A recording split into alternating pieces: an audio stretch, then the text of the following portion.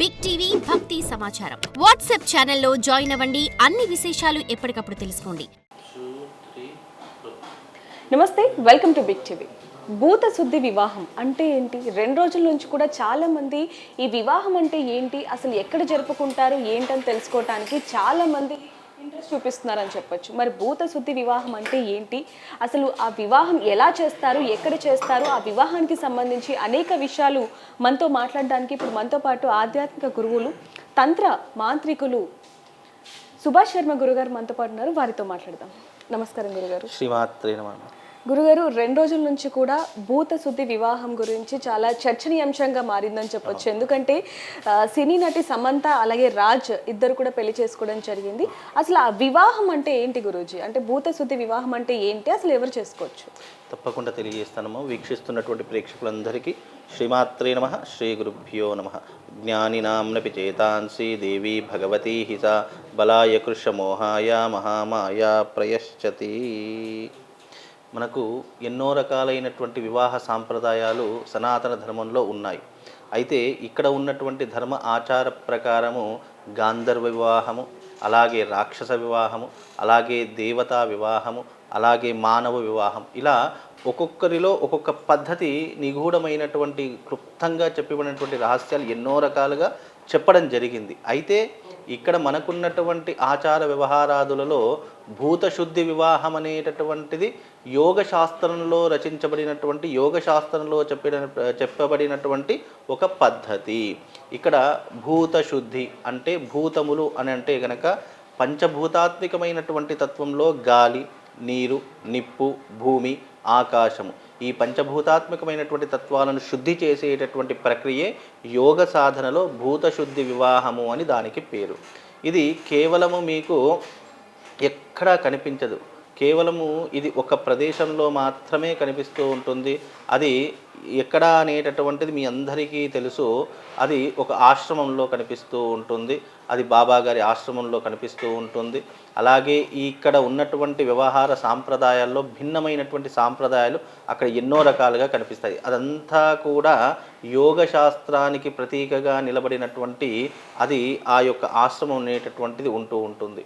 అయితే ఇక్కడ ప్రధానంగా చెప్పబడినటువంటి అంశాలలో భూతశుద్ధి వివాహం అనేటటువంటిది మానవ శరీరంలో ఉన్నటువంటి పంచభూతాత్మికమైనటువంటి విధానాలను శుద్ధి చేసి మళ్ళీ పునర్వివాహం చేసుకోవడానికి అధికారికంగా చేసేటటువంటి పద్ధతిగా పరిగణించబడేటటువంటిది యోగ శాస్త్రంలో ఒక ప్రక్రియ లాంటిది ఈ యొక్క భూతశుద్ధి వివాహము అని దానికి పేరు. అయితే ఈ భూతశుద్ధి వివాహాలలో ఎన్నో రకాలైనటువంటి పద్ధతులు కూడా నిగూఢంగా చెప్పడం జరిగింది. కానీ మనకు తెలియకపోవడం అనేటటువంటిది ఏమిటంటే ఈ భూతశుద్ధి వివాహాలు అనేటువంటి మన ప్రాంతీయాన్ని, మన ఆచారానికి భిన్నంగా ఉండేటటువంటి విధానంగా ఉంటూ ఉంటాయి. అందుకే చాలామంది చేసుకుండొచ్చు. కాకపోతే ఇది సమంత గారు చేసుకోవడం వల్ల ఇది చాలా చర్చనీయాంశంగా ఇప్పుడు పేర్కొనబడింది. కాబట్టి ఒక సెలబ్రిటీ ఎవరైతే ఈ యొక్క వివాహం చేసుకున్నారో వాళ్ళు చేసుకోవడం వల్ల మనకు అంతర్గతంగా బహిర్గతంగా ఇది మన దాకా వచ్చింది. కాబట్టి దీన్ని చాలామంది చర్చనీయాంశంగా చూస్తున్నారు. కానీ దానికంటే ముందు చాలామంది ఎంతోమంది ఎన్నో రకాలైనటువంటి పద్ధతుల ద్వారా ఆ యొక్క ఆశ్రమంలో చేసుకోవడం జరిగింది. కాబట్టి ఇది కొత్తదనమేమీ కాదు. ఇది వేల సంవత్సరాల నాటి నుండి ఉన్నటువంటి భూతశుద్ధి వివాహంలో ఒక భాగము.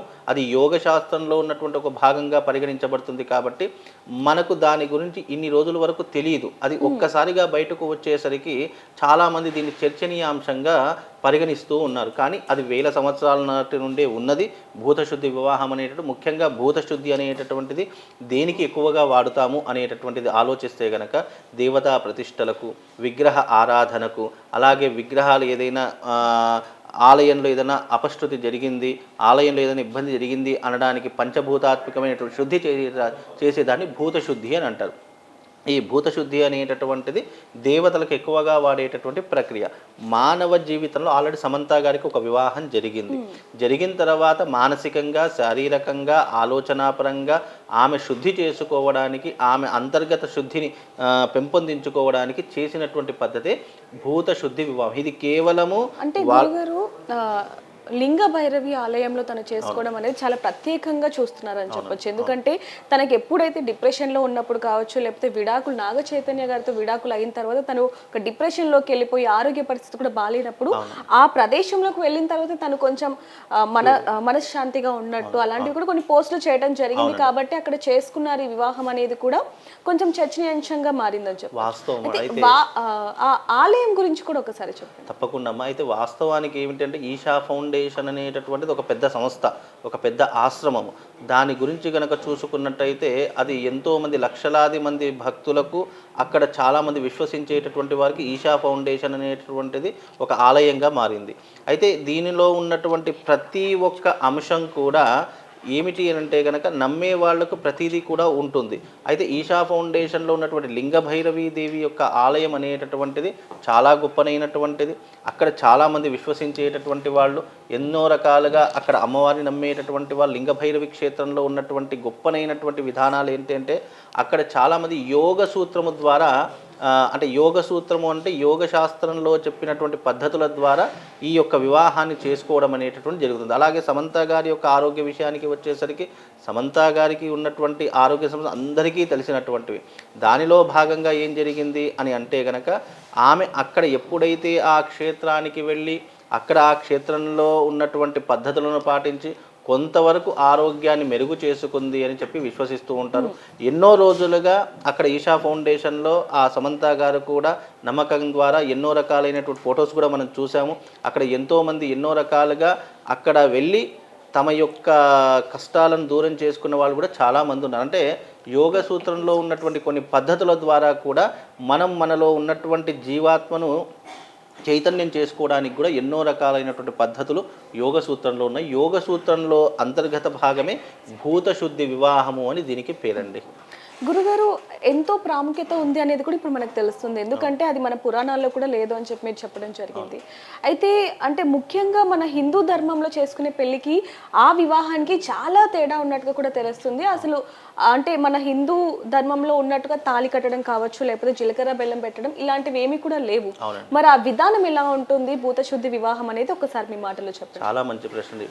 మనకు సనాతన ధర్మంలో వివాహానికంటూ ఒక ప్రత్యేకమైనటువంటి గుర్తింపు ఉంది. శాస్త్రంలో ప్రత్యేకమైన అంటే వేద మంత్రోచ్చారణలతో చేసుకునేటటువంటి పద్ధతులు మనకు వివాహ పద్ధతులు ఎన్నో రకాలుగా చెప్పడం జరిగింది. అయితే సనాతన సాంప్రదాయాన్ని బట్టి ఆచార వ్యవహారాదులను బట్టి ఈ యొక్క వివాహ వ్యవస్థ అనేటటువంటిది నడుస్తూ ఉంటుంది. అయితే భూతశుద్ధి వివాహంలో అలాగే లింగ భైరవి అమ్మవారి క్షేత్రంలో చేసుకోవడం అనేటటువంటిది చాలా విశేషమైనటువంటి ప్రక్రియలు చాలా రకాలుగా ఉంటాయి. అంటే మన సనాతన సాంప్రదాయానికి అక్కడ ఉన్నటువంటి పద్ధతికి చాలా భిన్నాభిప్రాయ తేడాలు ఉంటూ ఉంటాయి. అయితే లింగభైరవి అమ్మవారి యొక్క క్షేత్రంలో చూసుకున్నట్టయితే మంగళసూత్రాలు కానీ జీలకర్ర బెల్లం పెట్టడం కానీ ఇలాంటివి ఏమీ మనకు కనిపించవు. కేవలం పూలమాలలు మార్చుకొని దీనిని నిజంగా చెప్పాలి అని అంటే కనుక గాంధర్వ వివాహము అనేటటువంటిది చెప్పవచ్చు. ఎందుకు అనంటే పూర్వకాలంలో గాంధర్వ వివాహం అంటే ఏంటి అని అంటే కనుక మామూలుగా ఒక అమ్మాయిని ఇష్టపడి ఒక అబ్బాయిని ఇష్టపడి వాళ్ళిద్దరు సమ్మతితో చేసుకునేటటువంటి ఇక వాళ్ళ చుట్టుపక్కల ఎవ్వరు ఉండేవాళ్ళు కాదు. ఒక చెయ్యి పట్టుకున్నారు, పాణిగ్రహణం చేశారంటే వివాహం అయిపోయిందన్నట్టే లెక్కగా వస్తూ ఉంటుంది. అలాగే ఇప్పుడు ఉన్నటువంటి భూతశుద్ధి వివాహంలో వాళ్ళు తమంతట తాము ఇష్టపడి మళ్ళీ ఇద్దరికి రెండో పెళ్ళి, మొదటి పెళ్ళి అనేటటువంటిది కాదు, ఇద్దరికి రెండో పెళ్ళి, కానీ వాళ్ళిద్దరూ ఇష్టపడి ఒకరినొకరు ఇష్టపడి చేసుకున్నటువంటి దీన్ని గాంధర్వ వివాహం అంటారు. ఎందుకంటే బంధువులు లేరు, ఇంకా ఎవ్వరు కూడా కేవలం వాళ్ళకు సన్నిహితులైనటువంటి ఒక 10-15 మంది మధ్యలోనే చేసుకున్నారు కాబట్టి ఇది ఒక గాంధర్వ వివాహంగా పరిగణన చేయవచ్చు. అలాగే భూతశుద్ధి వివాహంలో అంతర్గత భాగంగా వీళ్ళు తమ మనస్సుని, ఆత్మను, శరీరాన్ని అన్నిటినీ కూడా శుద్ధి చేసుకొని ఈ యొక్క పద్ధతిని అనుసరించారు అని చెప్పి కూడా చెప్పుకోవచ్చండి. లింగ భైరవి ఆలయం ఏదైతే ఉందో అక్కడ చేసుకోవడానికి కూడా ప్రత్యేకత మీరు చెప్పడం జరిగింది.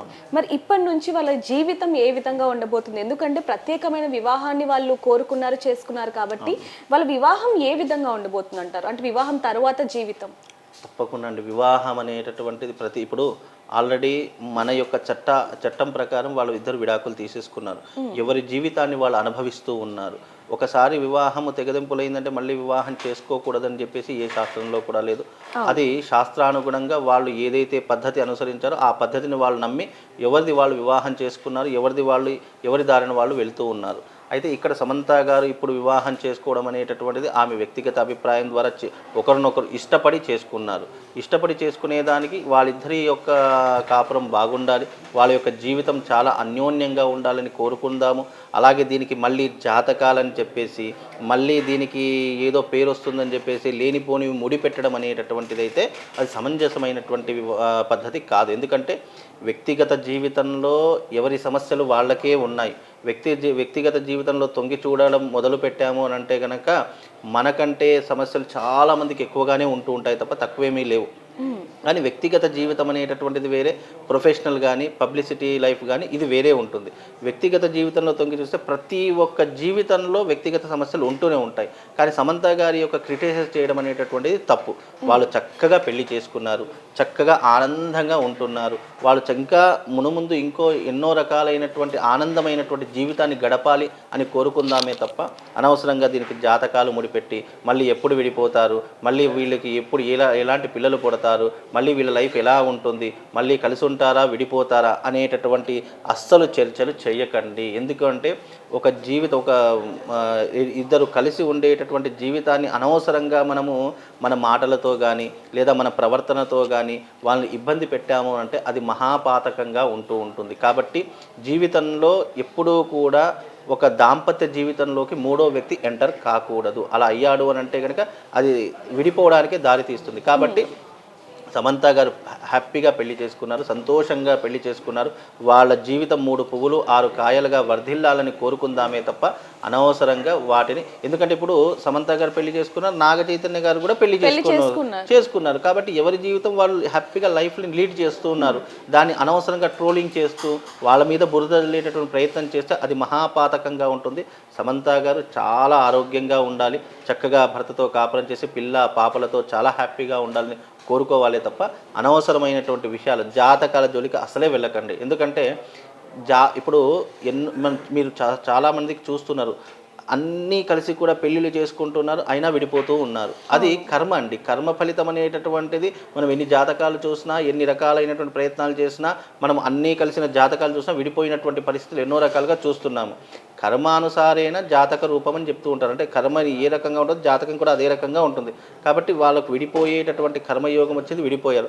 మళ్ళీ ఈయనతో కలిసేటటువంటి యోగం కలిగింది కాబట్టి మళ్ళీ కలిశారు. మళ్ళీ చక్కగా కాపురం చేసుకొని చక్కగా పిల్ల పాపలతో హ్యాపీగా ఉండాలని కోరుకుందామే తప్ప అనవసరంగా క్రిటిసైజ్ చేసి అనవసరంగా మళ్ళీ జాతకాలు చూసి మళ్ళీ వాళ్ళ మీద రాళ్ళు రువ్వేటటువంటి ప్రయత్నం మాత్రం అస్సలు చేయకండి.